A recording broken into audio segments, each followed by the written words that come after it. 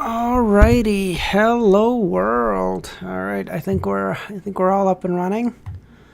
I'm just gonna post a message on Discord. Yeah, really sorry about that, guys. It's been it's been a confusing bit of time. Totally my fault. No denying that. Uh, let's get this.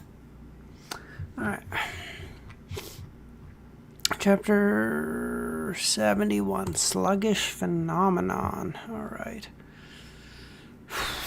Alright, let me put a message in Discord really quickly. Oh, hey buddy, how you doing?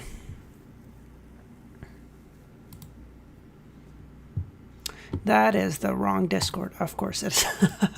Alright. Why would it not be?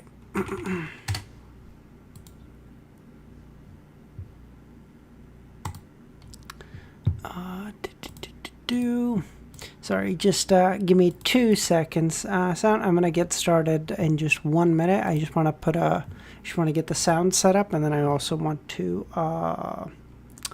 put a message in Discord really quickly, just in case, because apparently notifications have been a little hit and miss, so just figured I'd mention it. All right.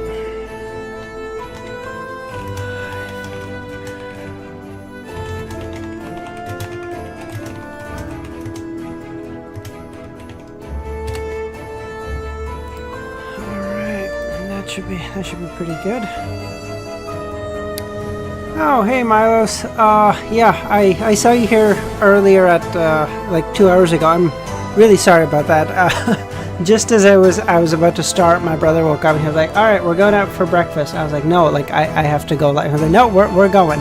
So, sorry, really sorry about that. Totally my fault. Hey Kami, how you doing? Hey Devil, nice to see you too, man.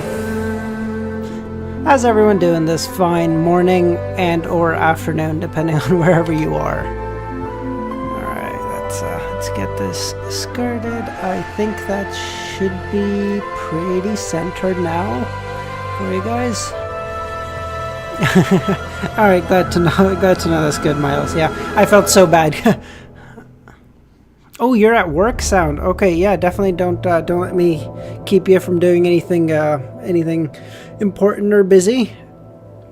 Yeah, I'm gonna try to get to chapter 75 on stream, and then I might end up reading out to 80 a little in the afternoon. I don't know if I'm gonna stream that part. If my throat is doing okay, I might stream to 80. If my throat starts to give out, I might just read that on my own. If I do end up reading anything on my own, I'll definitely like message in the Discord and stuff to, talk about what I'm feeling, or maybe also talk about it on the next live stream. Just depends. We'll kind of play touch and go on that one. All right, let's get this party started. Okay. Chapter 71: Sluggish Phenomenon. Klein repeatedly bent and extended his hand as his arm as he watched Dunn push open the keeper's room with his body sideways. The captain's carefulness and high alertness, as well as the ridiculous and laughable protective actions, left him feeling abnormally tensed. The feeling was identical to what he felt when taking tests of courage that required him to walk through spooky cemeteries at night in his youth. A Grade 2 sealed artifact, dangerous, to be used with care and moderation. Actually, I'm going to turn the music down a little bit. I feel like it's too loud. Let me know if that's okay. To be used with care and moderation is something even a formal Nighthawk member does not know the details to. It is unknown how dangerous it is. Amid his tense nerves, Klein found it almost impossible to curb himself from overthinking. At that moment, his brain suddenly turned numb, as though a power switch had been flicked off. Everything in Klein's vision turned slow. Even his arm actions shared the same fate. He saw Captain Dunn stop in his tracks. He came close to him as though in slow motion, extended his palm out slowly before pushing him in the shoulder.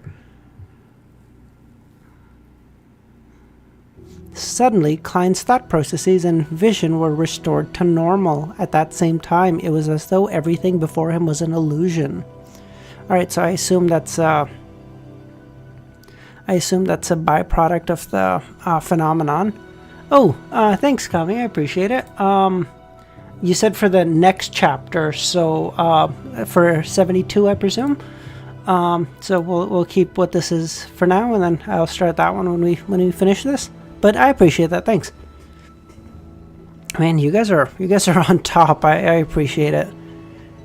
Okay. What happened? He whispered amidst his fright and confusion. Dunn shook his head and said, "Observe carefully." The moment he finished his sentence, he turned around and walked into the keeper's room. Klein followed closely behind and saw 4 other people in the room. They were either seated or standing.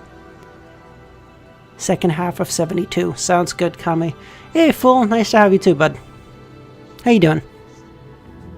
One of them was the midnight poet, Leonard. The other 3 people were people Klein had never met before. However, all of them shared a common trait. They were all doing the extended hand and bending arm exercise with utmost seriousness. Klein Moretti has a miraculous connection to the Antigonus family notebook. Dunn gave a brief introduction.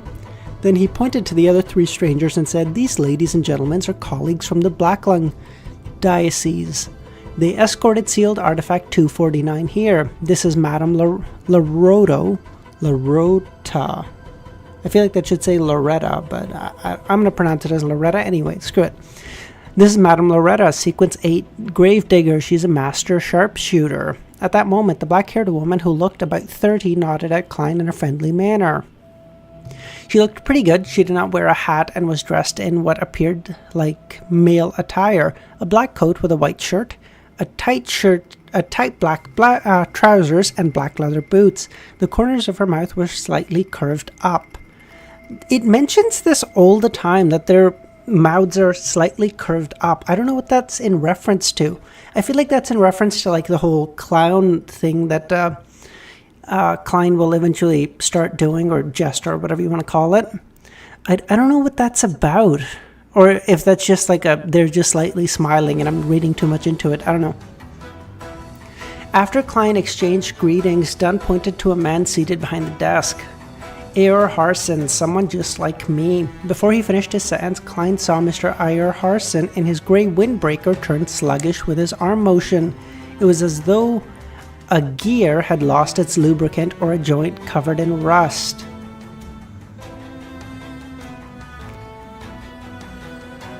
Yes, tight, sure, that one's my bad on that one, okay, sorry. What's normal? Amid Klein's daze, he saw Loretta push Ayer Harson. Only then did the gentleman's action return to normal. Was I like that previously? Klein was first taken aback before he came to the realization. This indicated the dangers that sealed artifact 249 held. Would one become a zombie? Filled with questions, Klein greeted the charming middle-aged Ayer Harson. Bro, it keeps saying this man's first and last name. Just shorten it already. God's sakes. I feel like I've said his full name like 8 times at this point. Borgia. Boria? I'm going to say Borgia, but that doesn't feel right. It feels like this would be like a Slavic name. That would be like Boria or something. I don't know. Yeah. Borgia, Dunn said as he pointed at the last Nighthawk. Borgia was a cold man with a knife scar on the side of his face. His sharp brown eyes were like an eagle. He was constantly observing everyone in the room. Let's set off. The faster we end this, the faster we can seal 249. The handsome Harson said as he stood. His eyes revealed some wrinkles. So where is 249? Klein surveyed his surroundings curiously but did not notice any traces of the sealed artifact.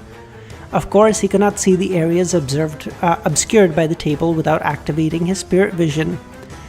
Alright, Dunn turned and looked at Leonard Mitchell. You'll be in charge of driving. It's best not to involve Caesar with matters like this. Caesar? Caesar's fine. Screw it. We're gonna Americanize the shit out of this. Screw it. Who even cares? Caesar was the clerk in charge of procuring and collecting supplies for the Tingen Nighthawks, while standing in as a carriage driver. He was the one who drove Klein to Welch's home to meet Spirit Medium daily. No problem. Leonard stopped acting frivolously and nodded seriously. At that moment, Klein saw Ayer Harson bending over. What the Okay. He picked up a black metal chest which had been obscured by the table. The chest was carved with resplendent stars and crimson full moon. It was as though there was a formless barrier around the chest. The sealed artifact should be inside there. I wonder what 249 looks like. Klein observed the chest curiously. Thump, thump, thump. Violent knocking noises suddenly erupted from the black chest. Even the surface of the chest bulged from time to time.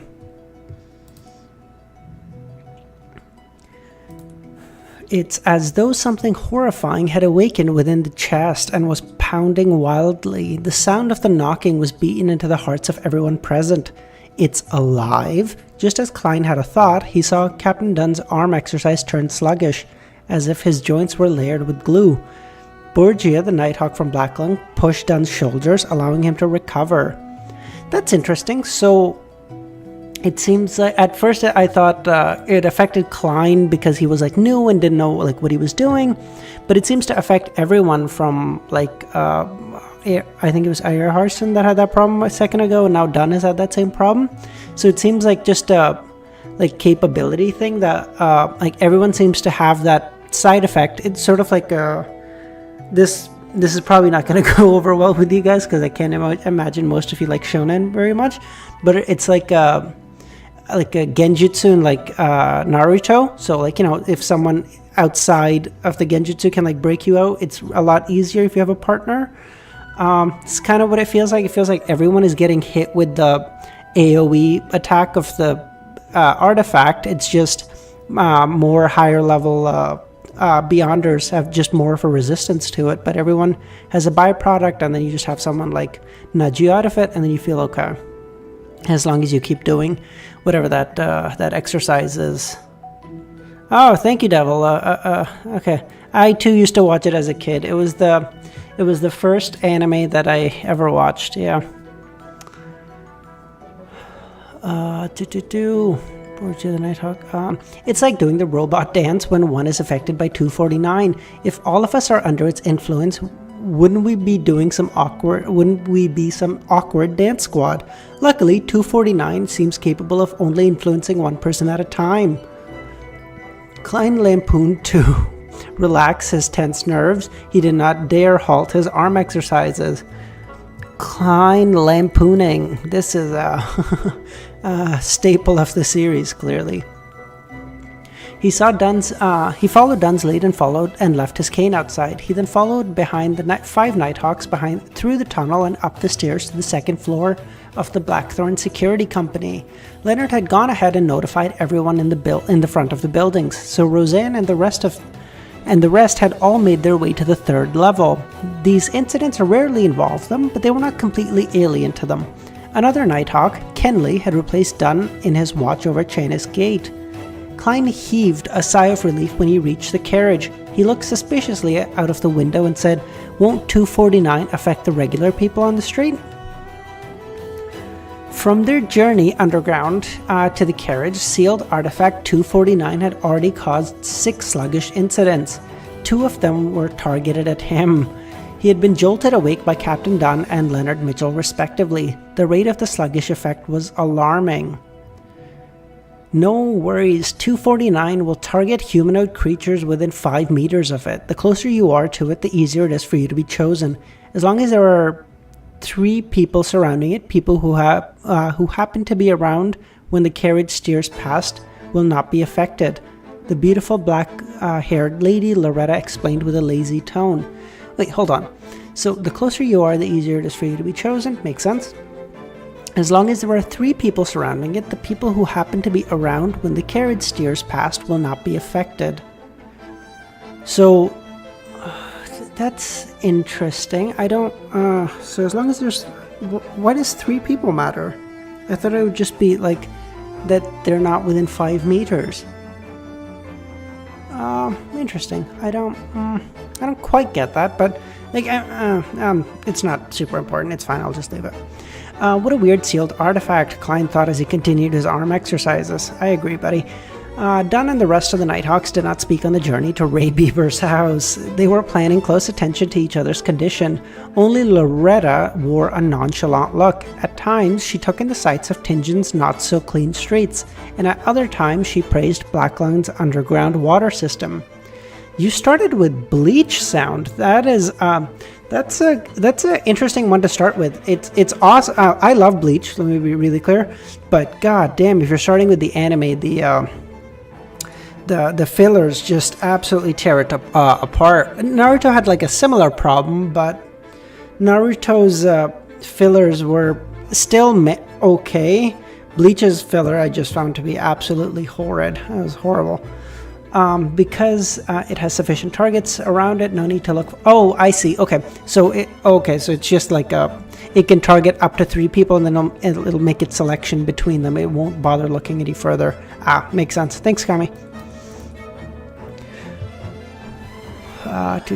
Soon after the familiar building finally entered Klein's line of sight, the group of 6 made their way onto the 3rd level while observing each other. The door to Ray Bieber's house was labeled with Tinjin Police Department symbols, indicating the entry was forbidden to unauthorized personnel. As Dunn did his stretching exercises, he took out a key, he opened the newly changed lock, and then turned around, allowing Harson, who was carrying the black chest, to enter first. Thump, thump, thump.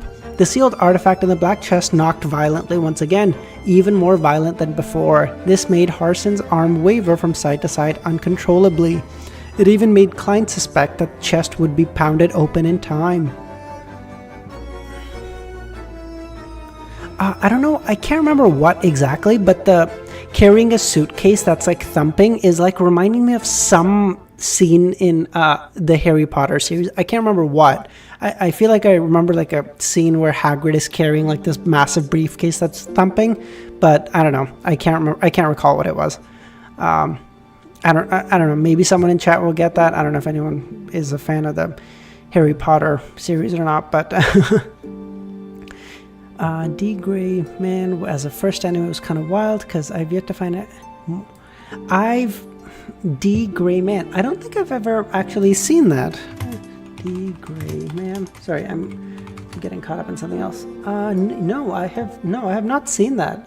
Interesting. It's about an exorcist. I see. Okay, this is giving me some. That's an interesting first one for sure, because it's a lot. Yeah, like someone I assume recommended that to you because you sure didn't come across that on your own as your first anime. No shot. Interesting. Back then, Bleach did slam you with filler. I just didn't mind it as much back then. Maybe, yeah. I guess with the sheer amount of like volume of anime and like stuff that we have to choose with, you understand what like bad filler looks like. Back then, when you only saw an episode a week or however you were watching it, depending on like if you're watching it on TV or whatever, it was not as bad, I guess, because everything felt kind of gas because it was the rarity just made it so. Maybe, yeah, it was like. A good way to put it was if anyone ever watched Dragon Ball Z on like the TV as a kid, it was like the most horrid thing in the universe would be you'd come home from school, you'd put on the channel wherever you were watching it, and then you'd be like, oh my god, like are we gonna see next week's episode? And then you'd realize that the season was over and the next batch of episodes hadn't come out yet, so it started the arc again and you were losing your mind because you wanted to know what happened with Krillin, is he dead or whatever, and it's like holy shit. To bother the shit out of me, because back then you couldn't just look up like, what episode are we on, when's it coming out, nothing like that. It was just like you just tuned in every week hoping it would eventually come out. It's just god, I don't know how we lived back then.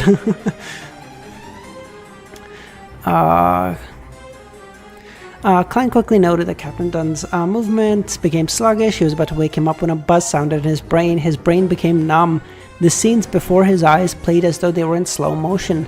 Didn't they say that it only affects one person at a time? Klein's thoughts quickly became sluggish. At that moment, he prepared Loretta and Borgio, woke each of them up respectively by pushing them. Having his thought processes and vision restored, Klein looked around with lingering fear. He nearly blurted out, Didn't you say that 249 only affects one person at a time? Thankfully, I did not stop my stretches. When 249 enters its berserk state, it can affect up to 2 people at once. We can confirm that Ray Bieber is indeed a descendant of the indigenous family, Harson said with a mechanical tone. I see. So it probably only enters its berserk state when it's come into contact with the descendant of the indigenous family. Loretta let out a faint laugh. She looked at Klein and said, 249 becomes very agitated when a descendant of the indigenous family, even if only their scent remains. Yeah, okay. I come up with theories and then it like confirms them a sentence later, so I just feel like I shouldn't say anything and just keep reading like an idiot. Its abilities would also increase considerably. I believe you would be able to understand its feelings. Well, I don't. So, is it a living creature? Loretta smiled but did not reply directly. You'll know in a little while. As long as Ray Bieber hasn't escaped Tingen, 249 will lead us to him. Klein could only put his other question on hold as he walked around the room with the Nighthawks. Amid the loud and violent thumping from the chest, they locked the door and walked down the stairs and returned to the carriage. Ayer Harson looked at the window several times and confirmed that there were no pedestrians within a 5-meter radius of them. He then took out the black chest on the ground and twisted the mechanical switch to release its spiritual restraints. Hold on. Okay, so he put the chest on the ground, twisted the switch to release its restraints. The violent thumping stopped suddenly, slipping the entire carriage into silence. Not even the breaths of the Nighthawks could be heard. Klein held his breath as the black chest opened slowly. A sharp creak that hurt his ears could be heard. Creak! The chest fell as the slender brown arm extended out of the chest. It was about the length of a child's finger. Oh, so like an arm that's the size of a child's finger. That's like nothing. Jesus. 2 arms pressed forward, one against another. Nope. 2 arms pressed forward after another as a subject. One after another as oh my god, I can't read. Hold on. Okay. 2 arms pressed forward, one after another, as an object about the size of a normal human being's palm appeared bit by bit in front of Klein and company. Good lord. It had clear elbow, finger, and knee joints covered in oil-stained brown cloth. Its face was painted with the color of a clown, red and yellow. Ooh, Klein's about to get some inspiration. It was a wooden puppet with a weird appearance. 249 lifted its head and looked at Klein with its pure black eyes. Its rigid mouth parted to reveal a clown-like smile. Ooh, Klein's about to get some ideas. Cool. Alright, okay, that is 71 all done. 72, give me 1 second. I'm just gonna grab a drink of water. And I'm gonna also have to read Devil's message, so give me a second.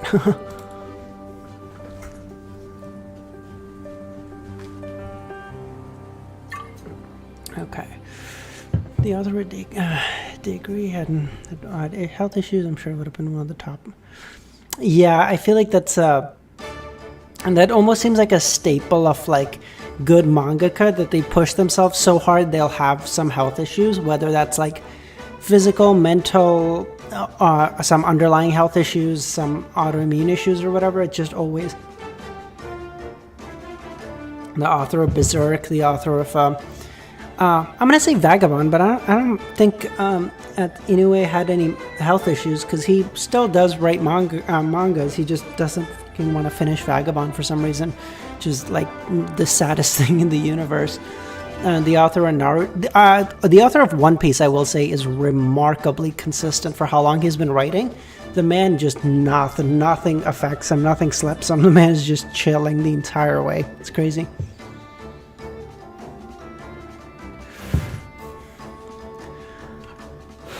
Chapters. Oh, sorry. Let me put the music on that Kami sent me. Hold on.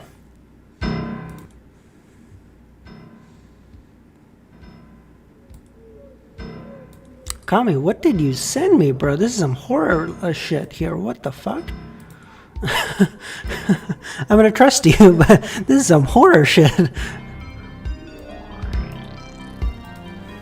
Okay. Chapter 72, Tracking. Okay, so they're trying to find Ray Bieber. The wooden puppet's face was painted in red-yellow like the common clown. The corners of its mouth were upturned high, revealing an abnormally comical smile. The fucking Joker. Its lips parted to reveal a dark and deep mouth. Klein, who had locked his gaze with it, felt his hair stand as intense horror leaped out of his heart in an uncontrollable manner. Everything but his eyes grew dull, as though he was looking at the world through a piece of thick brown glass. Klein's thoughts slowed down gradually, as he instinctually wanted to ask for help, but his neck seemed to be held tight by a rope. He couldn't make a single sound, and a single word was trapped in silence. Just then, Dunn noticed his arm exercise become sluggish and pushed him heavily. The brown glass before Klein's eyes shattered in an instant. He blurted out the word help, which had remained dormant in his throat. It reverberated within the carriage with a sharp panic. "It's getting stronger," Klein spoke in a certain tone. Being next to a strange sealed artifact like 249 really placed it in terrifying peril if they were not careful. No, it was totally impossible to guard against it. It would only be possible through other methods. "It's normal," Harson said steadily and nodding. Loretta chuckled. "It seems to like you. Don't worry, it is a relatively less dangerous grade 2 artifact." In her natural languid voice, what the hell is that word? Hold on. Person displaying a disinclination for physical exertion or effort. Very slow and relaxed. Slow and methodical. I like it. That's a good word. I like that word. I'm going to try to add it to my vocabulary here. Let me know if the music is too loud or too quiet. I feel like it's too loud. I don't know about too quiet. I'm going to tone it down a little. If it gets too quiet or anything happens, let me know.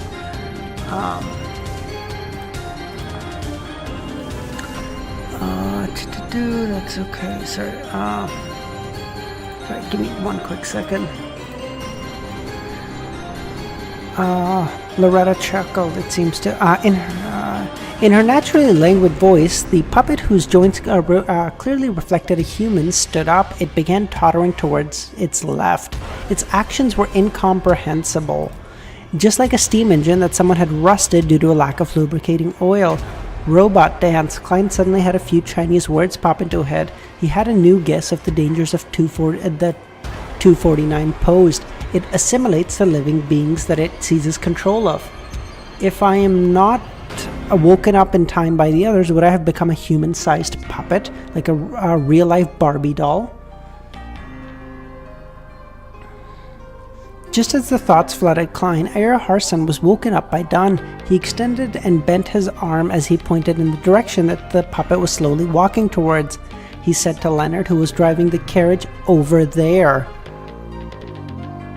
Leonard couldn't make the carriage pass through the building, so he had to take a detour. During the detour, 249 constantly adjusted the direction that it was facing. It acted like a compass that pointed towards the Antigonus family.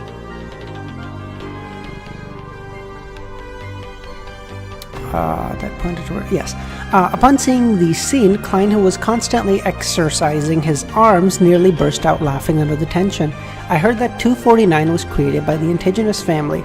Is this an act of loyalty or the perfect example of screwing things up?" Probably a bit of both. It's really handy if a family member has and is looking for another. Really shitty if someone's trying to look for a family member to kill him.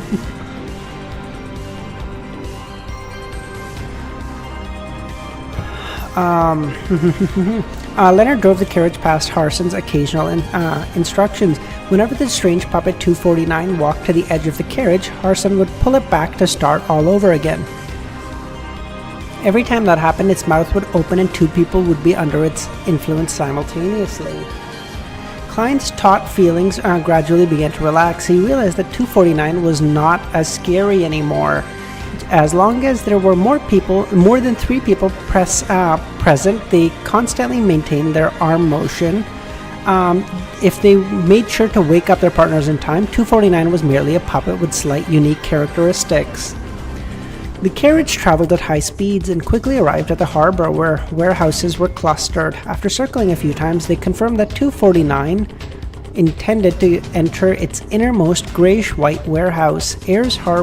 Harson's expression turned solemn. He grabbed the puppet carefully and stuffed it back in the black chest. Thump, thump, thump. Under constant ferocious knocking, Air woke up again and again with the help of Borgia and Loretto.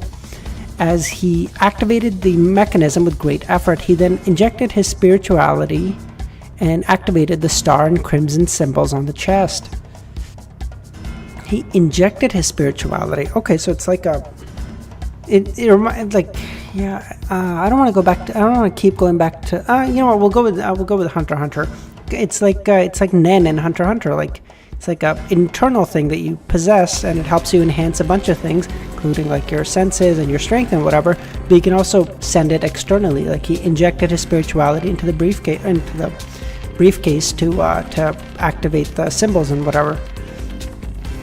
At the reappearance of the formless seal, Harson let out a heavy, long breath. Let's get down. Let's get boogie with it, Don. Said Dunn with a low and mild voice. Leonard, tying the horses here will do. Dressed in windbreakers, suits, and shirts, the six left the carriage and walked to the innermost warehouse. As they walked, they uniformly stretched and bent their arms. This added a comical and ridiculous vibe to the rather tense situation.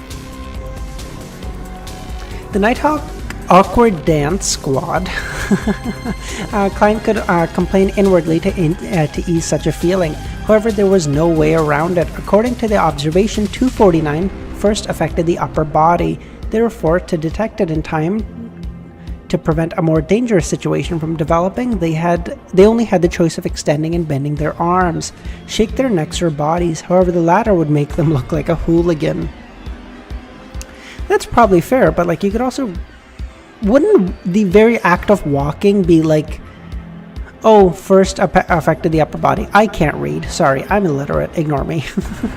As for the actions like blinking and striking one's eyebrows, they were rather too easily ignored, or the action was too big. Neither was a good option. This awkward dance squad is better than Causeway Bay Triad members. I don't get that reference, I'm afraid. Hold on. Sorry, I am what they call pop culture illiterate, so I'm gonna have to constantly look stuff up. Is a Chinese transnational syndicate based in China. Okay, fuck me. Okay, I don't care. No amount of media literacy was ever gonna get me that one, so you know what? I feel okay. Klein sighed in resignation, followed Captain Dunn and the company. As they approached the warehouse door, the deeper his anxiety and worry became. No one knew what kind of effect the notebook had on Ray Bieber. If something dire happened, Klein did not dare pin his hopes on transmigrating again. Furthermore, he discovered that he was still injured and he could still be injured and bleed while chopping ingredients for dinner. The speed at which he recovered was normal too. He wasn't some kind of monster that was impervious to death or combat. As they walked, Dunn suddenly lowered his non-moving hand and made a pressing gesture to beckon everyone to stop 10 meters away from the warehouse door. Klein, divine if there is any danger in the warehouse. It'd be better if you could tell us the level of danger, Dunn said as he turned his head to Klein. His gray eyes looked deep as usual. There was no fear. His gray eyes looked deep as usual. There was no fear. Now that you just say the triads, I would have known what that meant, but like in context, the Causeway Bay Triad, no, like I've just only ever heard like triad in like movies and stuff. So like if it said like triad members, I might have gotten that, although there's a good chance it just would have slipped my mind. But like Causeway Bay Triads, no shot. Klein gave an unnoticeable nod and stopped the hand exercise. He extended his right hand to his left cuff and removed the silver chain that had a hanging piece of topaz. As he was still moving his arms, Dunn realized his sluggish motion in time and woke him up in a nudge. Oh, so I guess you don't necessarily need to do the arm stretching thing. It just makes you less likely to fall under the control of the thing, because like Klein stopped and like now he'll probably constantly be hit with it and have someone like help him, but as long as you have people around, you're okay to not do it.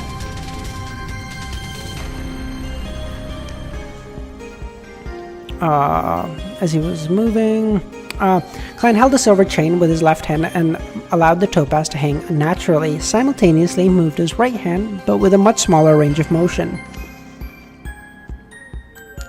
When the topaz stabilized, he half closed his eyes, outlined the spherical light, and entered cogitation. He then mumbled, "There's danger in the warehouse.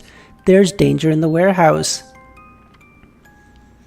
Oh, I see. The arm just makes it easier to know if you've been oh, I see. Oh, that makes so much. Okay, that makes way more sense. It's literally just like a.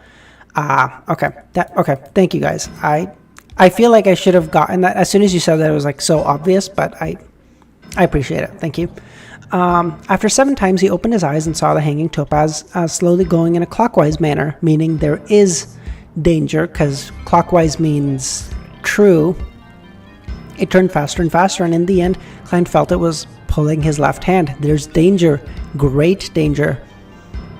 Clockwise meant affirmation, counterclockwise meant denial. Yep. 2 other Beyonders, even a mystery prior using spirit dowsing, could only determine if there was danger, but it was quite unable to obtain information regarding the level of danger. However, Klein discovered that using spirit dowsing, this pendulum would spin at different speeds, revealing the degree of the answer. Although it was not very accurate and extremely vague, it allowed one to have a rough assessment of the actual situation.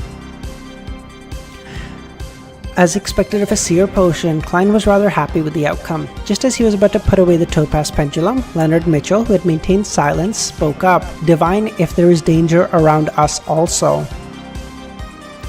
Dunn nodded in agreement. "Yes, I'm worried that the Secret Order will not give up, that it has placed Ray Bieber's house under constant surveillance. They could have followed us and caused trouble at a critical moment."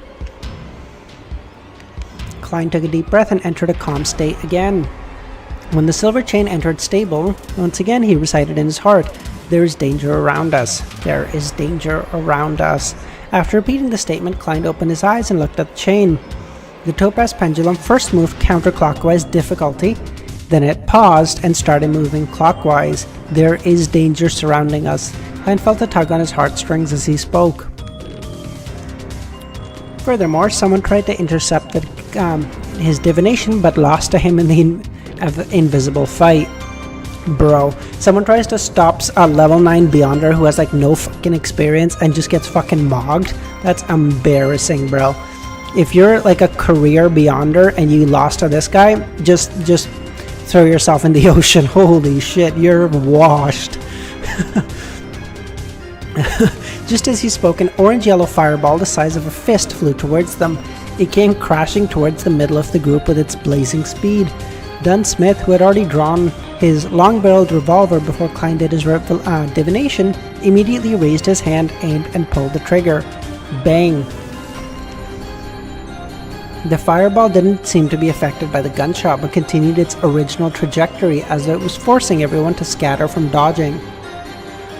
Klein originally thought nothing of the troublemaker who was following them. After all, there were 6 Beyonders present. They were not short of 8 and 7 sequence experts. It was a lineup that was practically unstoppable in a small city like Tingen.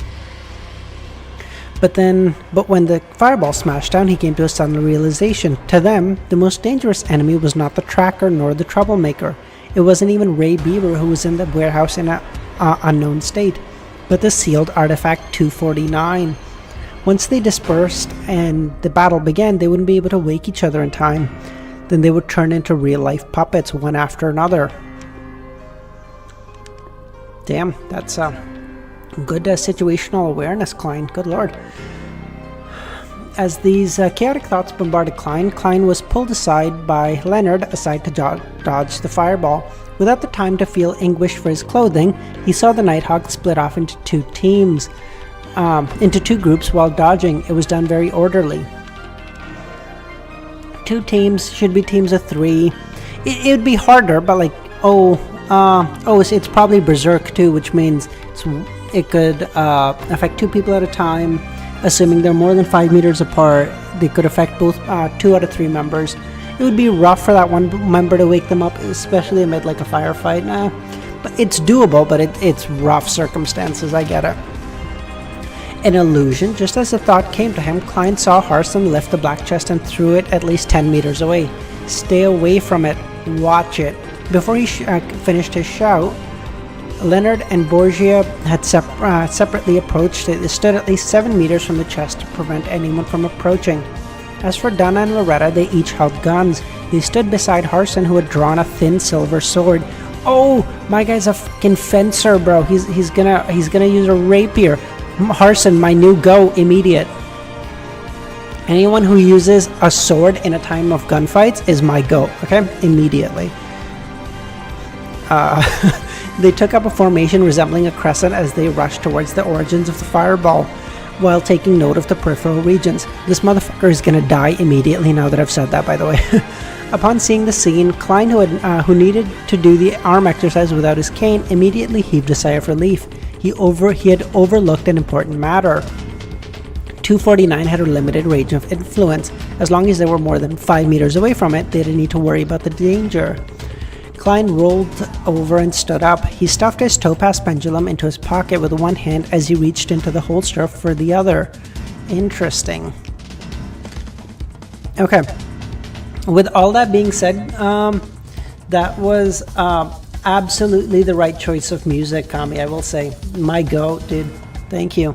That was like first real fight in here. I appreciate it. Thank you.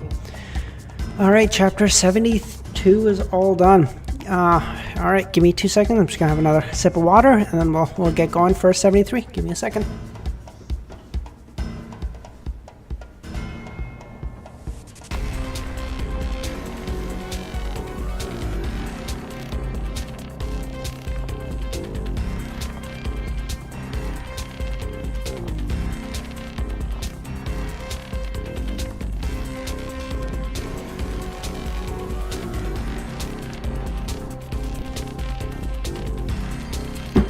Alrighty, chapter 73, first battle.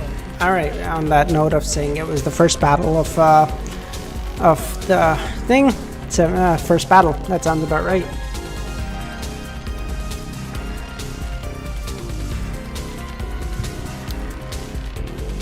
Kami cooks with the music. Alright, bro, I'm gonna take it, well, yeah, I guess Kami was the one who introduced me to the, to do, thing to the Hollow Knight OST. So you know what, you guys are right. Fucking my go.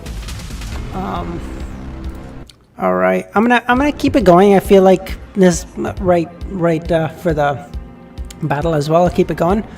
And then whenever the battle calms down, I'll probably go back to the Hollow Knight.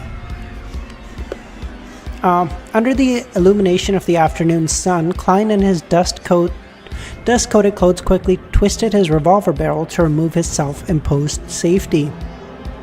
He went into a shooting stance, allowing the light to reflect from the bronze body of the revolver. He held the revolver with one hand and moved his other hand, cautiously paying attention to anything that could happen around him. At the same time, he was a little worried for Captain Dunn and Harson. After all, they were both Nightmare Beyonders, who specialized in influencing the enemy from the shadows. He did not know if they were adept at direct combat. Bro, I wouldn't worry about the captain. You're not even a fucking member of the Nighthawks, bro. You're an amateur here. What are we doing? Calm down. It's like a dog is standing in battle with a wolf, and he's like, oh, and the dog's like, damn, I really don't want to hurt him. Bro, you're good. Just as Klein was having these considerations, Harson slowed down. His expression became serene and peaceful. He opened his mouth and recited a peaceful poem, one that seemed to place a person into the night.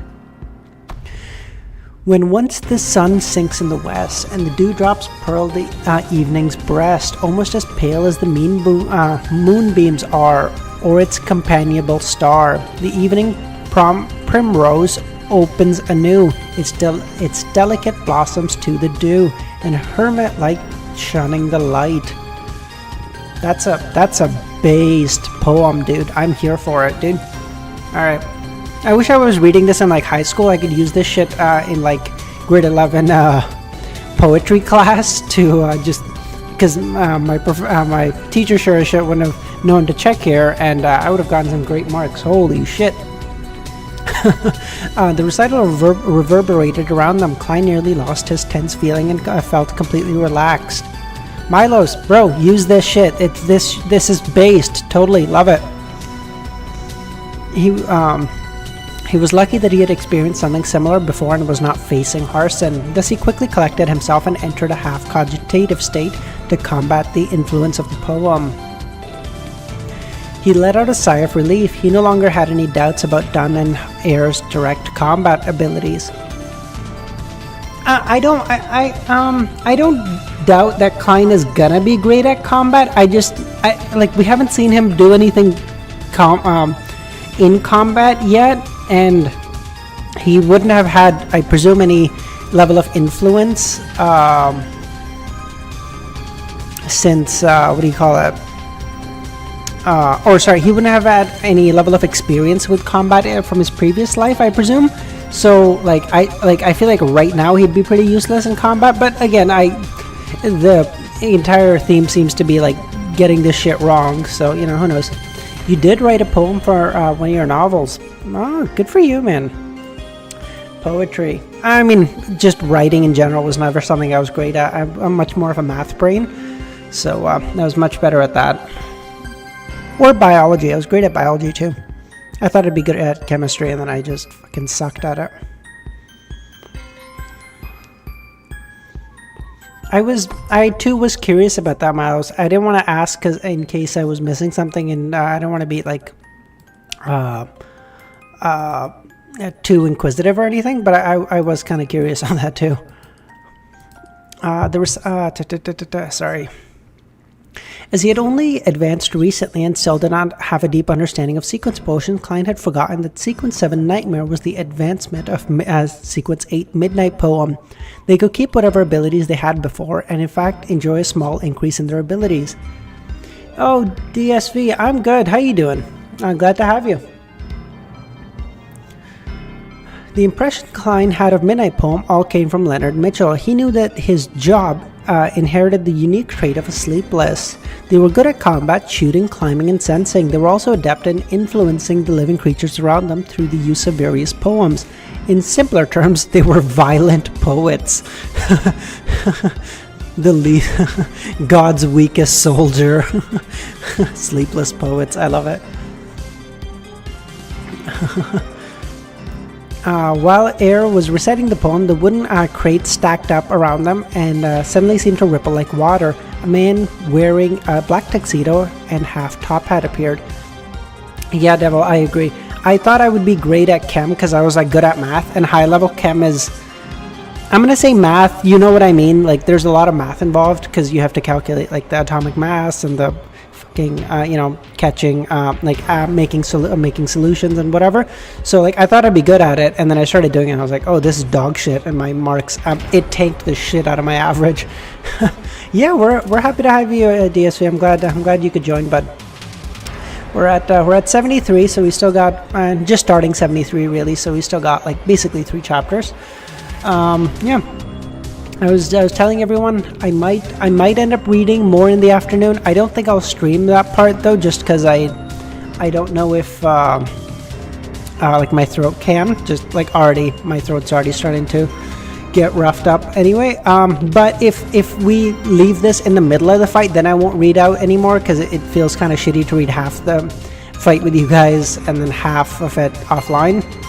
So it just depends. If we leave off at a relative conclusion where they find Ray Bieber or whatever, then I don't mind reading. But if we leave in the middle of it, then I'll just read with you guys tomorrow. We'll play it by ear. Hold on, where were we? Just lost my shit. But this man's face was painted in 3 pastel colors, red, yellow, and white. The sides of the lips were high arched like a clown, forming a ridiculous contrast with his formal wear that was suitable for joining an evening banquet. Okay, I think Klein's gonna get a lot of ideas here tonight, good lord. Thud, thud, thud. The black-haired Loretta, who had been introduced as a sharpshooter, charged forward quickly. She had a gun in one hand and clenched the other into a fist. She made it within inches of the suited clown in a few steps. So is the suited clown just the artifact 249, or is this a whole separate thing? Because it was no, I guess because it wasn't wearing a suit or anything, so this is an actual guy. Wait. The pseudo clown seemed to be affected by Harson's poem. His body was swaying and he had a peaceful expression in his eyes. He did not have any desire to retaliate. Loretta tilted her body with a boxing maneuver as she pulled back her fist. She then punched towards the pseudo clown's face. Bang! The air crackled as the pseudo clown shattered like a mirror, pieces quickly evaporating and vanishing into thin air. Hey, Amnesiac, nice to have you, bud. How you doing today? Dude, DSV, Kami's the GOAT with music. This is absolutely based.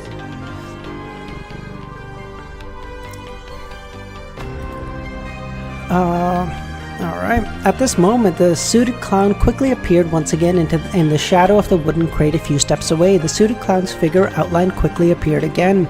The person under the influence of the poem was only an illusion. It was a performance.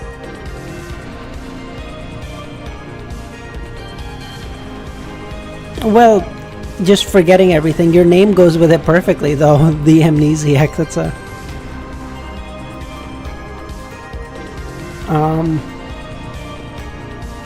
The suited clown grinned again. It was a comical look as he pressed down on his half-top hat with one hand and pointed a finger gun with the other. Bang! The sound of a shot rang from the finger gun. Loretta fell to the ground and rolled to the floor, dodging the attack. But nothing happened except for a fake gunshot. Bang, bang, bang. No, this motherfucker is like, is he actually shooting with like finger guns? What is happening? Dunn and Ayer each lifted their guns and fired steadily. The pseudo clown dodged adeptly, sometimes to the left, sometimes to the right, sometimes rolling on the floor, as if it was an acrobat act in a circus.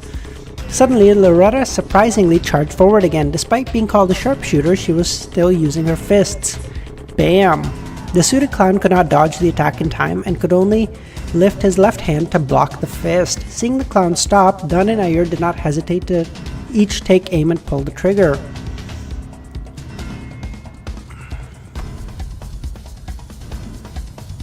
Secret police fighting clown in another world. Dude, it's like that's unironically like a Mr. Beast title right there. What the fuck?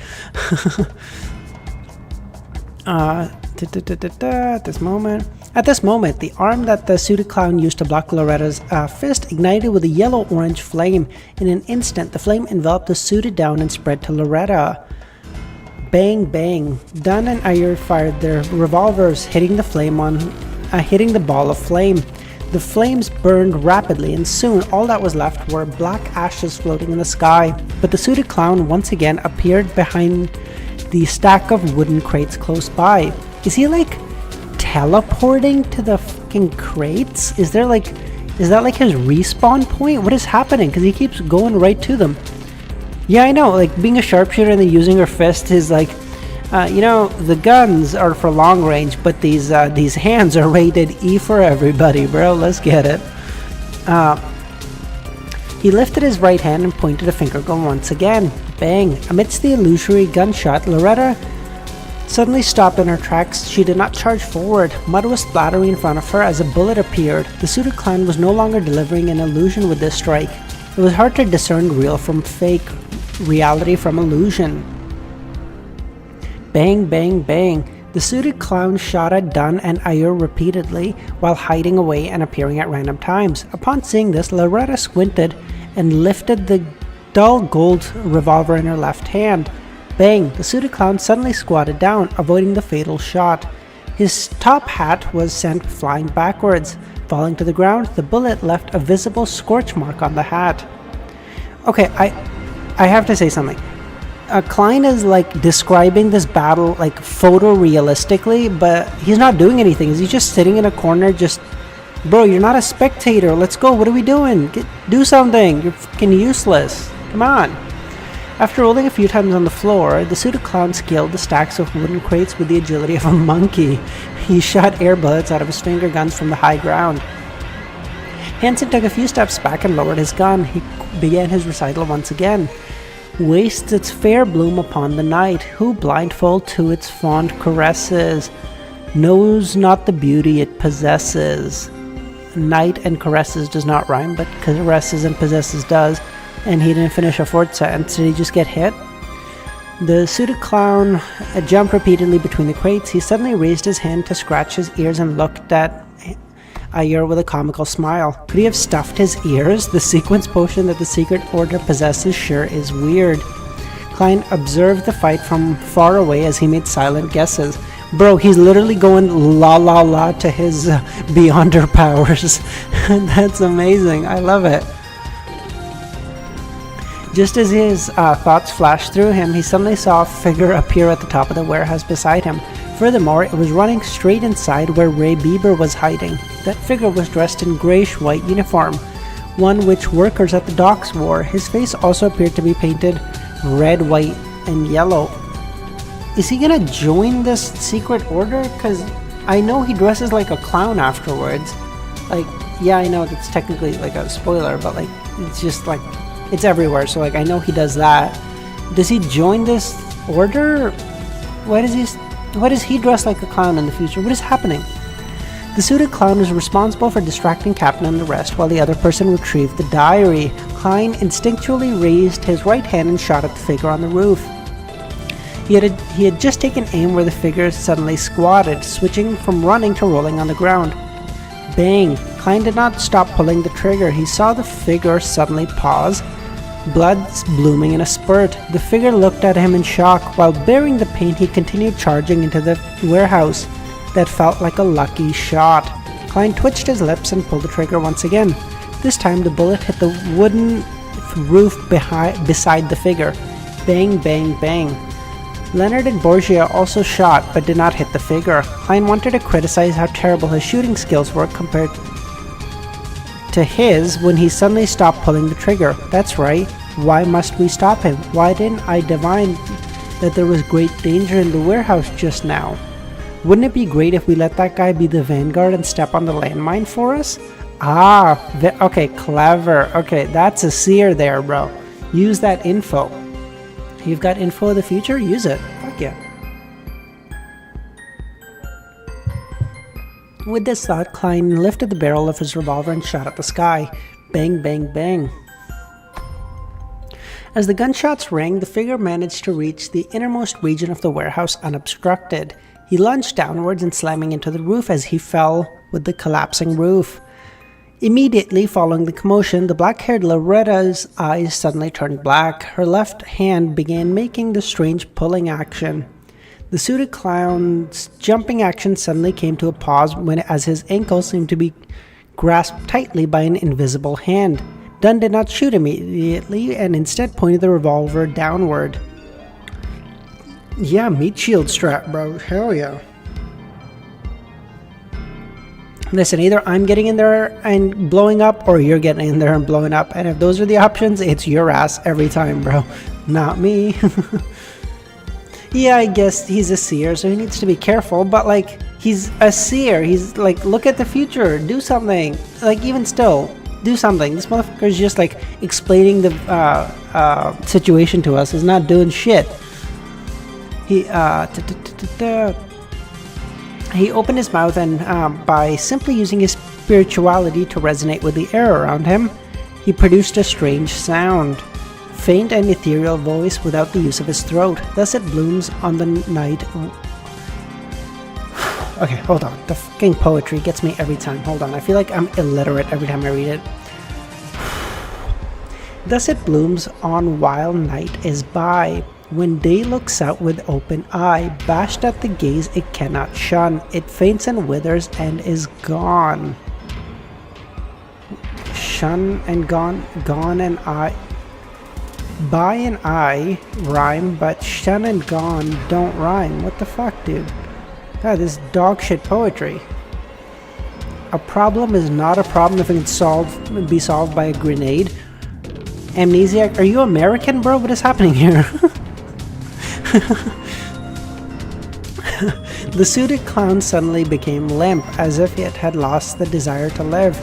Harrison lifted his handgun and took aim. His finger pulled the trigger immediately. In that split second, there was an abnormal and tragic wail that came from the warehouse. The cry contained immense fear, as though he had encountered an unimaginably terrifying matter. The hair on Klein's body stood on end. The tragic cries came to a sudden stop as silence was restored in the deepest parts of the warehouse. It was a skin-crawling silence. Bang! Affected by the cry, Ayura only managed to shoot the suited clown in the belly. Ha ha ha! The silence was once again broken by the deepest part of the warehouse. What should have been soft panting sounded.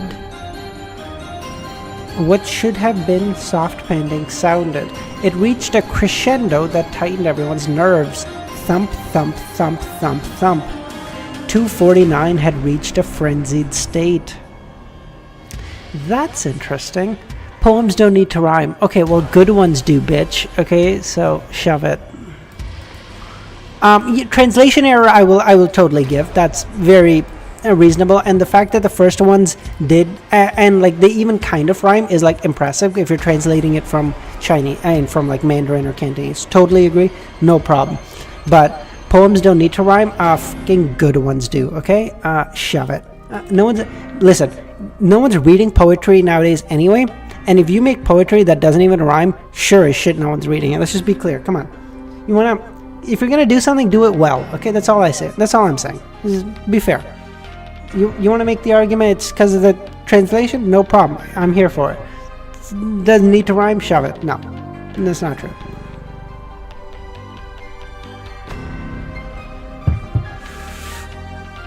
Oh god. Alright, 3 chapters in. No.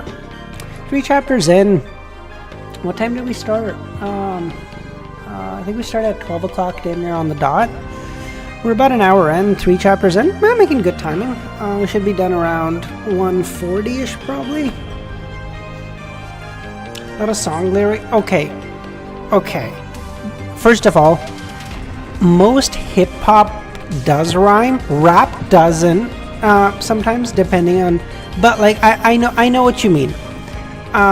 Yes, technically songs don't have to rhyme, but songs don't rely as much on the rhyming as they do on the rhythm following closely to the beat in the back, right? It's more like following cadence, much more so than rhyming. Rhyming is definitely a part of it, not definitely for sure, but different medium, different requirements. By the way, I'm being facetious. I'm just fucking with you guys.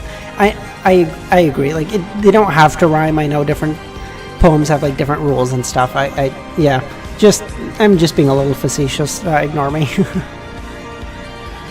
As a Percy, okay, Stan, I am a bro. I don't know what to tell you. Okay, if you're reading poetry in this day and age, might I suggest reading something better? I don't know what to tell you. Sorry, I'm so mean. Seriously, ignore me. I'm just being facetious. I'm sorry.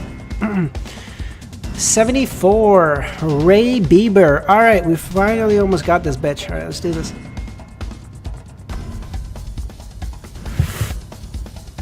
Thump, thump, thump. The loud panting and intense knocking alternated before they resounded together. It made Clown and company extremely nervous, as though they were hearing some evil murmur.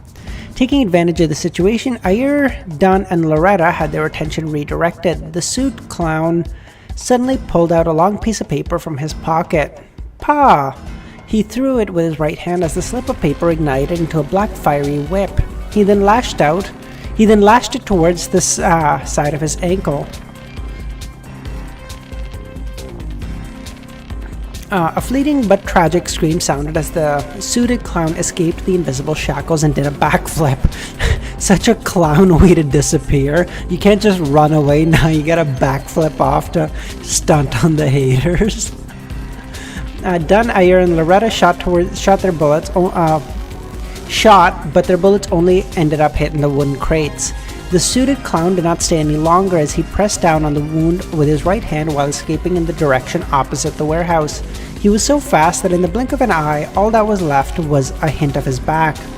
and before he vanished, his right hand, which pressed down on his abdomen, moved towards his left arm. The wound on his stomach had already vanished, looking completely fine. Wait, what? Hold on, I gotta read that back. Hold on. And before he vanished, his right hand, which pressed down on his abdomen, moved towards his left hand. The wound on his stomach had already vanished. What is happening? Bro, whatever this is, I don't know what this... I don't know what sequence he's using, but this is it, bro. This is the peak one.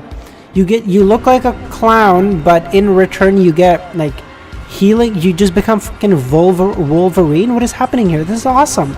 Whatever this is, take this sequence. Yeah, join whatever this is, bro. Whatever secret organization you need to do, whatever. Do this. This is awesome. You stunt on the haters, you backflip, you just chillin', and then you just immediately res as you need to because you can just have a healing factor. This is amazing. I love it. Before he vanished, yeah, that's fine. The location on his left arm, which he touched with his right hand, suddenly became badly mangled, and the silver bullet. Oh, for fuck's sake! So he didn't really. Okay, this is why. See, this is why I fucking hate making up theories, because it just immediately go to waste 1 sentence later. It's like fucking autistic. So he didn't like fix the wound. He just much more so like changed its location. So he made a vital wound like a non-vital. He just made so he was shot in the hand instead. What a joke. I mean, it's still good relatively, but like, come on. I thought he just had a healing factor. This sucks. Okay. Dunn and the rest didn't chase after him because the painting from the innermost warehouse was so loud that it was making them nervous and insecure. Why insecure? Just nervous, bro.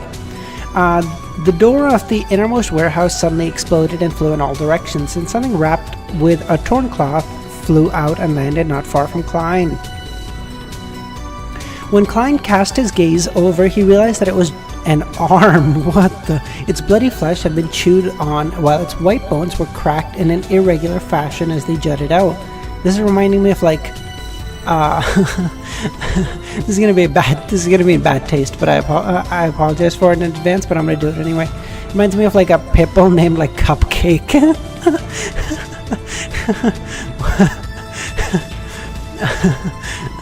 One item after another flew out.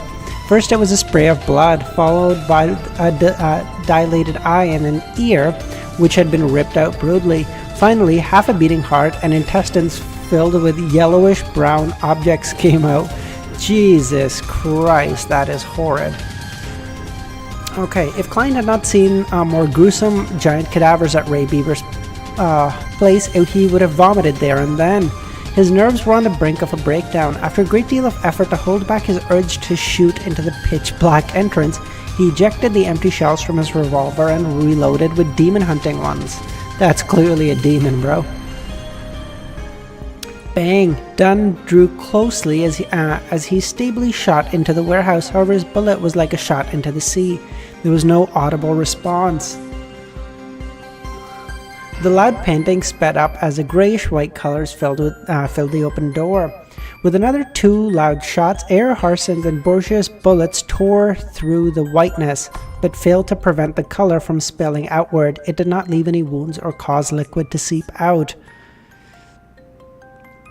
Klein held his breath and kept himself from shooting blindly. He watched as the whiteness slowly revealed a complete outline. It was a humanoid creature more than 2 meters tall. Its limb joints were all unnaturally twisted, as though it was as though they had been snapped forcibly by someone. 2 meters tall. What is that in feet? What is that, like 6'4" or something? 2 meters. Oh shit. Okay, 6'6", let's call it. Shit. Okay. Damn. Okay, that's a tall boy, especially in like Victorian England when everyone is like been eating dog shit food. I feel like the average person is like 5'6", so that's a real tall guy. White bones poked out from under its skin as the entire grayish white surface was filled with gullies, like a human brain that had been stripped from its shell. The monster had grayish-white, rotting, sticky liquid all over it. Okay, this is just straight up a zombie, right? Like, what is this? Its head looked relatively normal with deep wrinkles and pale skin. As it opened and closed its mouth, Klein could see a porcelain false tooth that looked close to falling out, a few strands of bloody saliva, and the bone and flesh that had been minced. Was Ray Bieber still even fucking human? Wait, this is Ray Bieber? This is Ray Bieber? I thought this was like some weird monster or some shit that that was like sent by the secret society to like either kill him or protect him. This is fucking Ray Bieber, bro? Alright, this man gotta be put down. What the fuck? Leonard's demon hunting bullets hit Ray Bieber's forehead and tore right through it, leaving a deep hole. The grayish-white liquid flowed out and dripped onto the ground.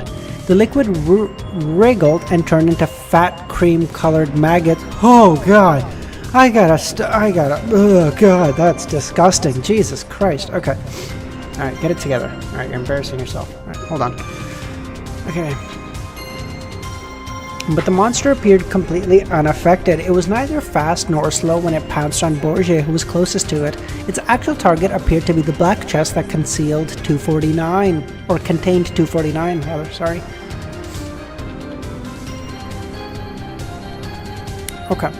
Loss of control of beyond her powers, Dunn shouted in a deep voice. Oh, I see. Okay. Loss of... Okay, so he lost... Okay. I thought when they said, like, lost control of their beyond earth powers, they just became like they became crazy. I didn't realize they turned into a fucking monster. What is this?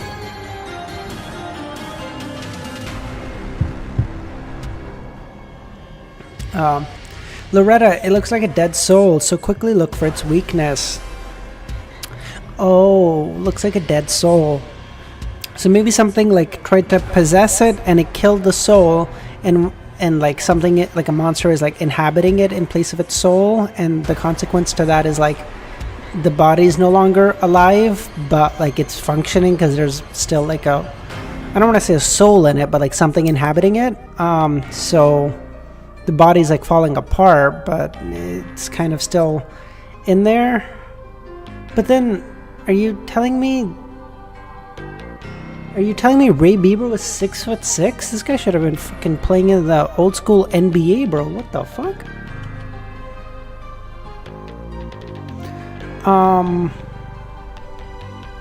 I think technically the types of loss of control was explained by Old Neil. Or maybe it was Captain Dunn. No, I think it was Old Neil. I think he explained the different types. I just didn't realize what it would look like visually. That was interesting. Or maybe they're explained in more detail later. I don't know. Okay, sorry, I'm gonna get back to reading.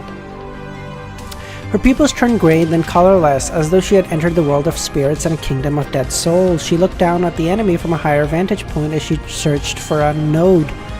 Okay, so like a node, so something for like a point of entry. Interesting, okay. Klein saw that a normal gunshot was ineffective, so he did not bother wasting more bullets. He lifted his hand to tap his glabella twice to activate his spirit vision. He planned on helping gravedigger Loretta. From his vision, Monster Bieber, Monster Bieber, love that, only had one kind of spirit glow left. It was purely grayish white, a white filled with craziness. Hell yeah, reminds me of a girlfriend I had once. Apart from that, Klein saw nothing else. At that moment, Harson and Leonard Mitchell sang simultaneously. Oh, the threat of horror, the hope of crimson cries. One thing at last is certain, that this life flies. One thing is certain, that the rest is lies. The flower that once has bloomed forever dies. See? That, okay. See? Everyone who said it doesn't need to rhyme, that's a good poem, okay? Get shit on. The power that once allowed one to enter a peaceful slumber emanated. The twisted, grayish monster gradually slowed down as though it could not fight against the charm of the poem. Then it opened its mouth and let out a shrill cry that ordinary people were deaf to.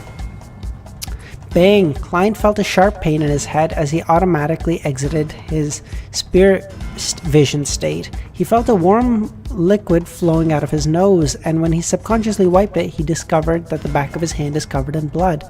Of course. What did he get? Did he get like hit with something? What is happening? Why the bang? What is that? I don't know. Interesting. Okay. Ayur and Leonard fell back to the ground at the same time. They had bloodstains lining the corners of lips, noses, and eyes. Borgia, Dunn, and Loretta each took a step back, the color of their face draining. What did they get hit with? I don't understand. What is happening? The monster only screamed once, but it appeared to exceed what the Six Beyonders could withstand. They instantly turned extremely weak.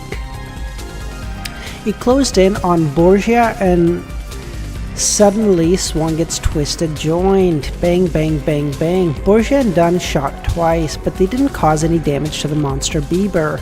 Bang! A blow sent Borgia flying out as his long-barreled revolver fell to the ground. He tried to stand up a few times, but failed to do so. K.O. The corner of the monster beaver's mouth had stringy liquid oozing out as it leaped towards the black chest. Bang!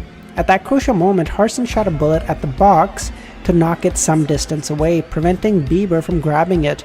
Its momentum brought it forward by more than a few meters.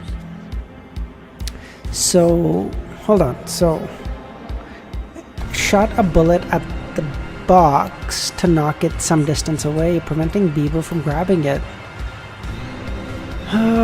Okay, so I guess Bieber was trying to like beat him over the head with a box or something, I guess? Interesting. The black chest cracked and the thumping within turned more intense. It grew more obvious. Found it, the black-haired Loretta finally spoke. I need you to control it for at least 3 seconds. Alright, Dunn didn't delay any further. Dunn didn't delay. Come on, that's not, that alliteration is rough. Didn't delay any further. He extended his hand to tap his glabella and closed his eyes. He seemed to fall asleep as shapeless waves slowly rippled out one after another. In that instant, Bieber paused and the craziness in its eyes quickly receded. Its thin, transparent eyelids began to close uncontrollably as well. Dunn's body started quivering, and something popped up under his clothing and wriggled out on the spot. It was as though he hid slippery, scaleless snakes within. Loretta rushed over and within a roll arrived under Monster Bieber. She supported herself with one hand while raising a clenched fist, bombarding... I don't know if I should read that. Interesting. Bombarding Monster Bieber's crotch like artillery.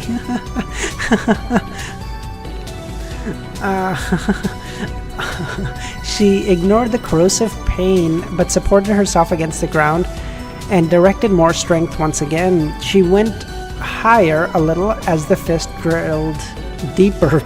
Jesus Christ, she is fisting this man.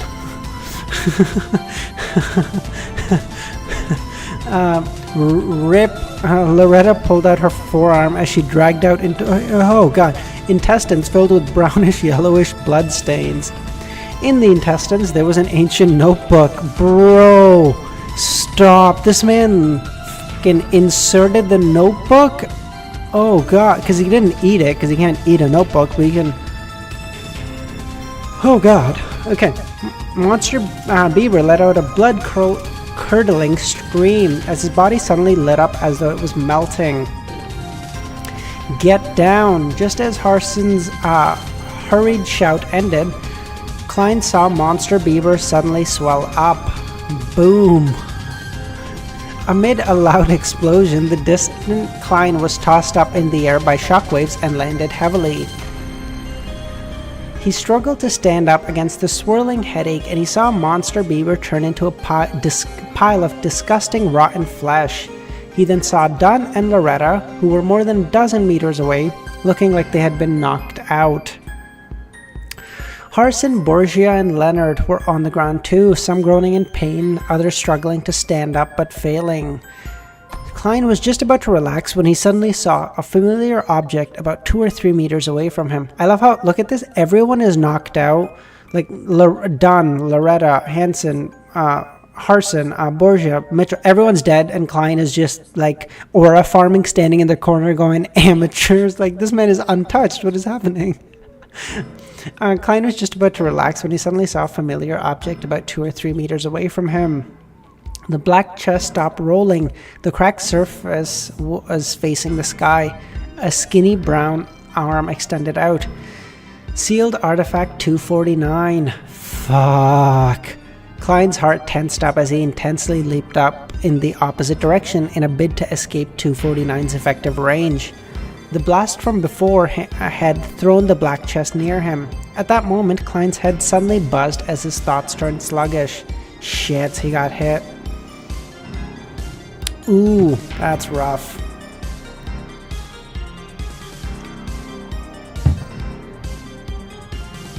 Seriously, there was a lot of alliteration in this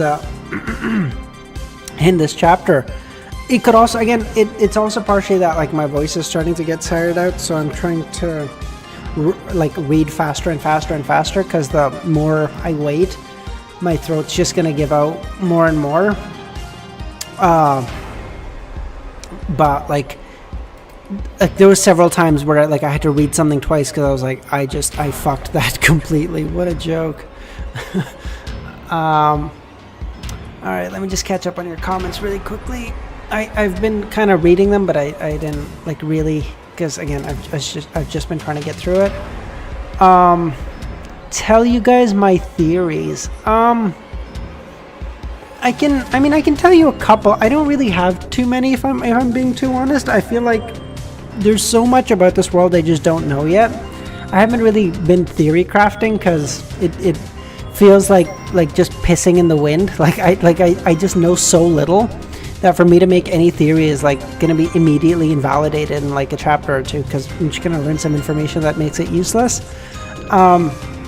The one that definitely comes to mind, like that I was kind of thinking of on the fly, was seeing those clowns and stuff. I'm thinking Klein is gonna one way or another try to join that secret organization, because I know again he starts acting or like wearing clown makeup and he calls himself the Fool and stuff. So it would make sense for him to eventually become like the head of whatever that secret organization is to sort of get the place of the Fool. And if I had to guess, those would probably be like the people who would have whatever sequence pathway that he wants to follow ideally.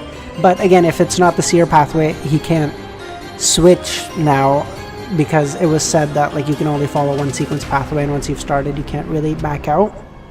But again, Klein has always been a little special because he's a transmigrator, so maybe he can follow 2 pathways. Who the fuck even knows?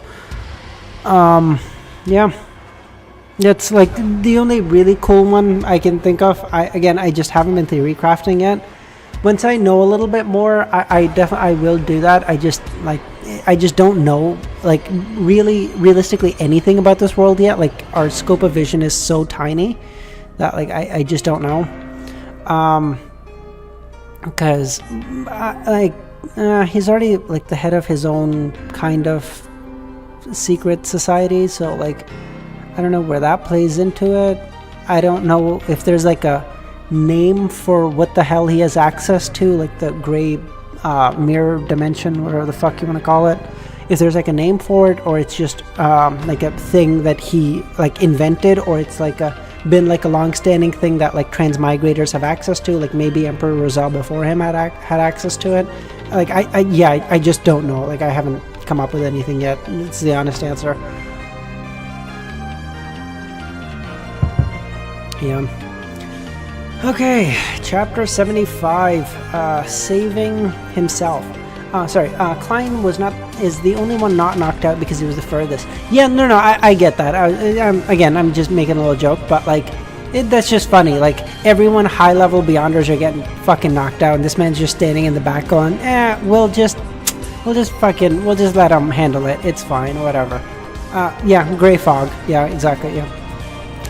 I don't know, I don't know why in my mind I've always thought of it like the mirror dimension. I don't know why. It's just like, I think mirror dimension is from like the Flash, I'm pretty sure.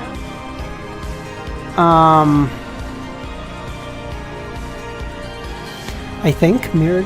Yeah, I'm pretty sure that's from the Flash. But yeah, I don't know why it reminds me of that a little bit, but yeah, just gray fog is good. Okay. So, all right. Saving himself. Oh no, I've been controlled by. Oh no, I'm been controlled by the puppet. Captain and company are either unconscious or have yet to recover. They can't even get up. They will not be able to wake me up in time. No, I have to save myself. Everything before Klein's eyes was happening in slow motion. All his joints and his brain seemed to have been coated with an ever-thickening layer of glue. He had no interest in becoming a human version puppet. A human version puppet. It's a weird phrase. So he seized the opportunity of not being able to fully control by trying his best to seek a way to save himself. I definitely can't hit myself. There must be an external force. External force. I'll give it a try. There's no time for hesitation. Without the luxury of time to think through things, Klein quickly came up with an idea. In less than 3 seconds, he moved his rusty knee joint and took a counterclockwise step. At the same time, he did not try to escape the invisible rope that hung around his throat. All he did was recite inwardly. Blessings stem from the immortal Lord of Heaven and Earth. He wanted to use the mysterious world above the grey fog to awaken him and escape sealed 249's assimilation. I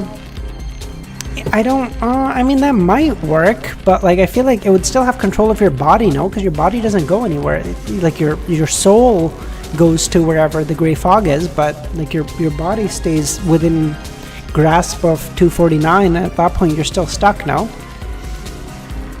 Creak, creak, creak. Klein's knee and ankles let out an involved ear-piercing sound. With a slow, contorted step, he took another step in the counterclockwise direction.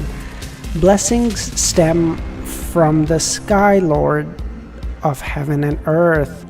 Klein's thoughts turned increasingly sluggish as he felt as though he had a computer that had all sorts of bloatware and every antivirus software installed.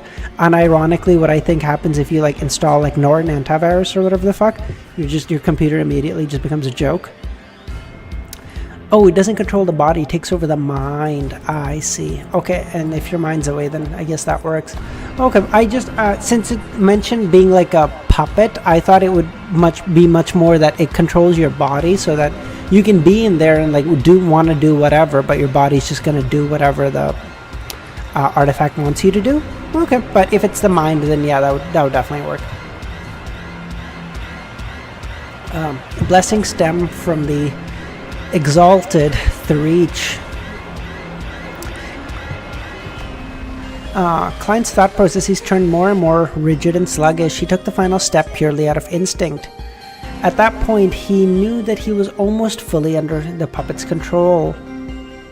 Even if Harson could get up in time to save him, he would probably be unable to be awakened, but a strong desire to live made him chant the final line of the incantation. Blessings stem from the celestial worthy. Just after he finished his incantation, his extremely chaotic and hysterical shouts and murmurs sounded. They quickly took over every corner of Klein's sluggish thoughts, shattering them in the wind and reducing them to thoughts he had no control over. Klein's brain became a boiling point of potpourri as his stiff body turned light while his spirituality lifted. Endless grayish-white fog and the dark red stars of varying distances appeared once again before his eyes. It was vast, mysterious, vague, and blurry. It's a fact. Okay, so it takes over the body. I see. Okay. Klein's confused mind quickly settled down as he finally regained his ability to think, only to see the magnificent palace. Whew, thankfully it worked, he whispered with a lingering fear. According to his previous observation, he knew that once someone fell under the control of 249, it was equivalent to death. There was no medicine that could save the victim. Luckily, his luck enhancement ritual in the mysterious world of grey fog was not considered normal at all. After pacing a few times, Klein began considering the situation. I can't just stay here, right? By the time Captain and company awakes and gathers over, I won't be able to explain the situation. As things are right now, I only have the shell of my body, nothing more zombie-like than a zombie. But if I were to take the risk and return, there's no way to guarantee safety. What if I get controlled by 249 again? Oh, yes, Norton will absolutely ruin the shit out of your computer. This was like a thing, my brother and I got our dad a computer for his birthday last year, or a laptop rather. When we gave it to him, I said, listen, Dad, if you ever involve any kind of antivirus on this, I will take this back, okay? And then I checked the computer a few months later, and of course there's a goddamn antivirus. So I'm like deleting it. Like, no, like I've already paid for the year. I was like, no, Dad, we're getting rid of this. What is happening? Norton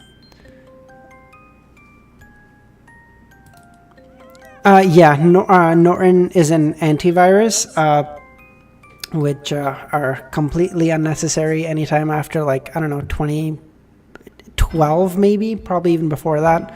So I just deleted it. I was like, don't ever download this ever again.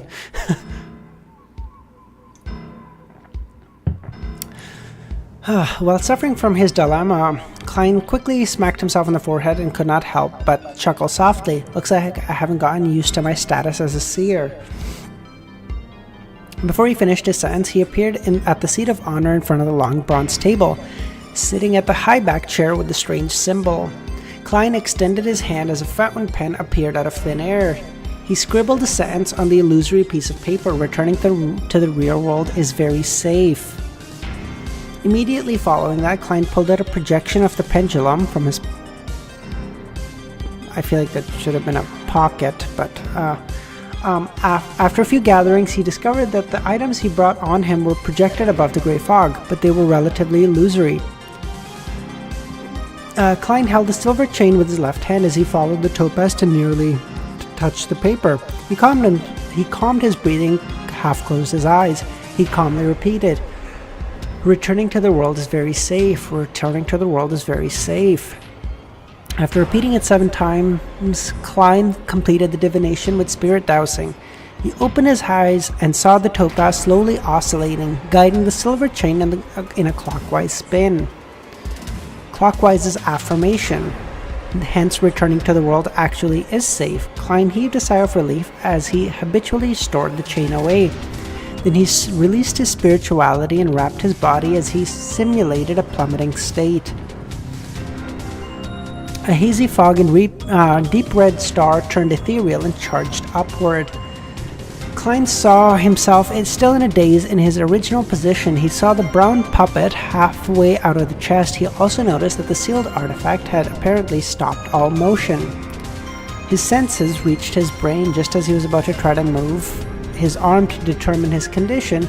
He suddenly heard a voice concealed with the wind. "Do you wish to be awakened? You can be saved as long as you promise me one thing. The one thing is that you help me take the indigenous family notebook. Not if you agree. I know you are still capable of completing that action." "Who is it?" "Yes, 249 doesn't seem like it's attempting to control me." "That's right, it will not repeatedly influence the same person. There will be a break." Klein was shocked but did not show his face. At that moment, his voice quickly added, "You can obtain additional rewards if you complete this matter. I know you are a seer. I also know the Church of the Evernight Goddess does not have sequence 8 that succeeds sequence 9, but our secret order can give that to you." Wait! Oh my god! Does he join the secret, or does he start helping them? The secret order? Oh my god! That's so based! To be honest, I was a seer before. If not, I wouldn't have dared return. To show you my sincerity, I can now tell you that the corresponding sequence of a seer is clown. Let's go! That's awesome! Oh my god! Oh, he's gonna get that! Oh, that's so based! Let's go! Okay, I said this before. I said this. Y'all can... okay, I got... oh my god! That's so based. Okay, I called it.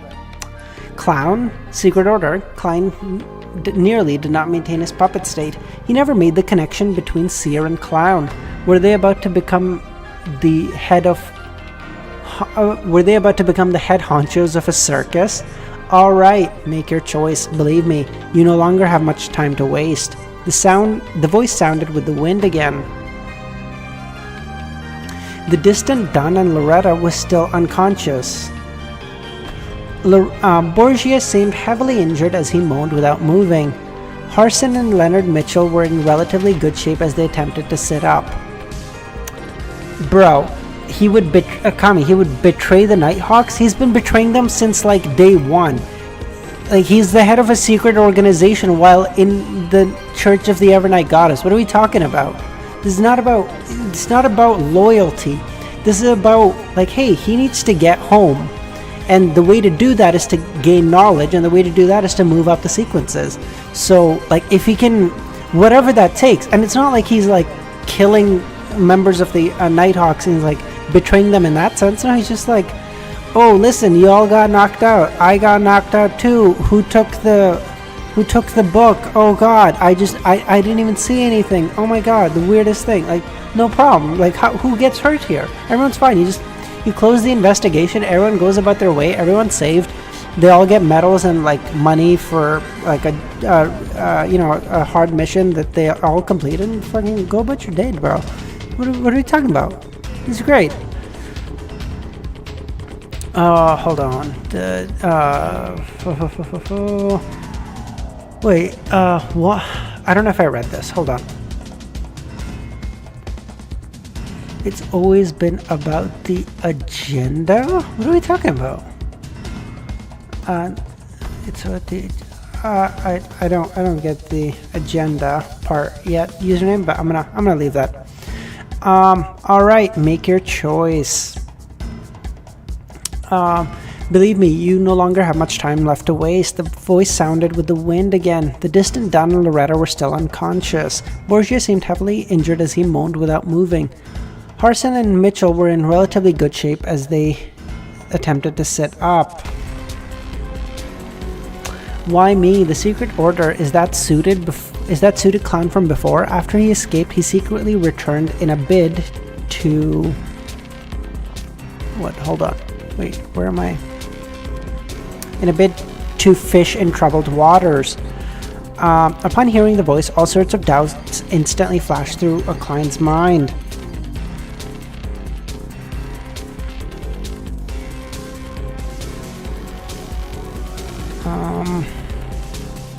Alright, sorry. Give me 2 seconds, guys. I'm just...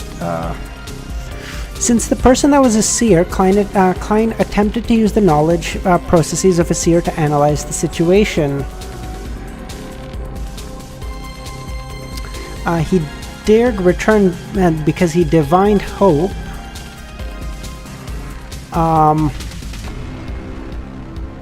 Sorry, just give me 1 second. I'm just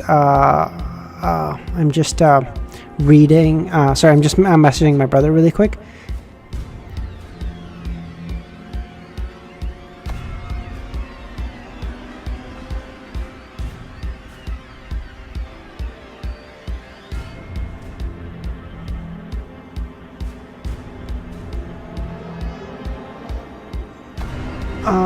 Sorry, give me 1 second, guys.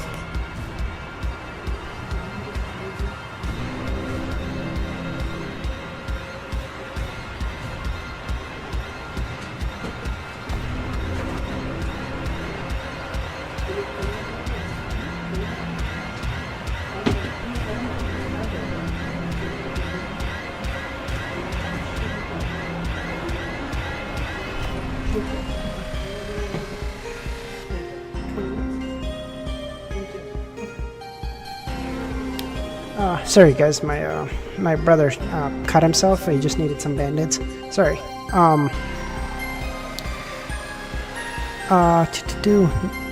The person said he was a seer. Klein attempted using the thought processes of a seer to analyze the situation. He dared return because he divined hope. He believed that the monster Bieber would be destroyed and that we would suffer a heavy setback. He did not dare take the notebook by himself or deal with us directly because he likely divined that it would contain immense risk. Therefore, he is suspecting Captain and Madame Loretta are feigning unconsciousness, or that this is a trap laid out for him. He did not make any further divinations to determine my present state, partially because, firstly, he might not have the time if he waited any longer. Harrison and company might have regained their combat strength. Secondly, he belittles me and thinks it unnecessary. He understands the seer very well and is confident that I'm unable to escape the puppet's control. He's using me as cannon fodder to probe for any traps. From another angle, this also means that the luck enhancement ritual does not cause any abnormal appearances. With his brain no longer sluggish, Klein felt this line of reasoning was clear. He was quite confident of his thoughts and goals of the suited clown. As for the clown's promise, he didn't believe not one bit of it. Cannon fodder did not have any human rights. Oh, you dumb bitch. As the thoughts flashed through his head, Klein controlled his neck and nodded difficultly. As he did the action, he confirmed that he had escaped the control of sealed artifact 249. Just after he nodded, a transparent curtain steered 2 or 3 meters to his side. It revealed the suited clown who had his face painted with the clown's pastel colors. It was none other than Secret Order's members who had fled previously. At that moment, as Klein had previously turned around in an attempt to leave out of 249's effective range, his back was facing the black chest and the puppet. The suited clown was in front of him to his side. First, it was to stay away from the sealed artifact, and second, to avoid his revolver's barrel. It was clear that he was very careful. The suited clown pulled out a long paper slip from his pocket and shook it vigorously until it turned straight like a wooden pole. He held the wooden pole at the distance of 2 or 3 meters. He gave Klein's shoulder a prod in an attempt to wake him. This fellow knows 249 very well. He knows that if the scent of an indigenous family descendant is present, the puppet would go ballistic and control 2 at a time. He also knows that throwing a rock doesn't seem effective. At the very least, I've seen Captain and company attempt similar means. Although Klein did not know that 249 had stopped assimilating him again, he did not dare stay within 5 meters of it any longer. Therefore, he waited as he held his breath. As the wooden pole was about to touch his shoulder, Klein suddenly raised his left hand and grabbed the edge of the pole and yanked it backwards.